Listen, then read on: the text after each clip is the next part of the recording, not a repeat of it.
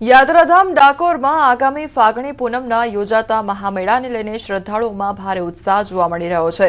દર વર્ષે લાખો શ્રદ્ધાળુઓ અને પદયાત્રીઓ આ મેળામાં દર્શનાર્થે ઉમટી પડે છે, જેને લઈ જિલ્લા વહીવટી તંત્ર સજ્જ બન્યું છે। લાખોની સંખ્યામાં ઉમટી પડનારા યાત્રીઓની સુવિધા માટે માર્ગો પર પીવાનું પાણી, આરોગ્ય કેન્દ્રો સહિતની વ્યવસ્થા કરવામાં આવી છે। સુરક્ષાના ભાગરૂપે સમગ્ર મેળા પર ચુસ્ત પોલીસ બંદોબસ્ત સાથે સીસીટીવી અને ડ્રોન દ્વારા દેખરેખ રાખવામાં આવશે।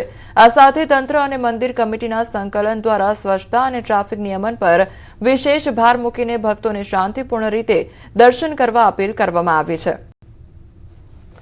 તો ડાકોર ખાતે વ્યવસ્થા કરવામાં આવી છે। યાત્રિકોને કોઈપણ પ્રકારની પરેશાની ન સર્જાય તેનું ખાસ ધ્યાન રાખવામાં આવ્યું છે। તો બીજી તરફ દર્શનાર્થીઓને અફવાઓ પર ધ્યાન ન આપવા માટે અપીલ પણ કરવામાં આવી રહી છે। તો ફાગણી પૂનમના મહામેળાને લઈને આયોજન કરવામાં આવી રહ્યું છે।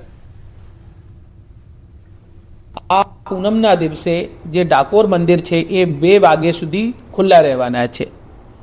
2 વાગ્યા સુધી બધાના દર્શનની સમગ્ર તૈયારીઓ પૂર્ણ થઈ ગઈ છે અને અમદાવાદના રાસકાથી લઈને ડાકોર સુધી જે રૂટ ખેડા જિલ્લામાં આવે છે આમાં સફાઈના ખૂબ સારા ઇંતજામ કરવામાં આવે છે અને આ વખતે આપણે થીમ રાખવામાં આવી છે કે સ્વચ્છ અને સુંદર ખેડાનું નિદર્શન આ ફાગણી પૂનમના કાર્યક્રમ દરમિયાન જોવા મળે।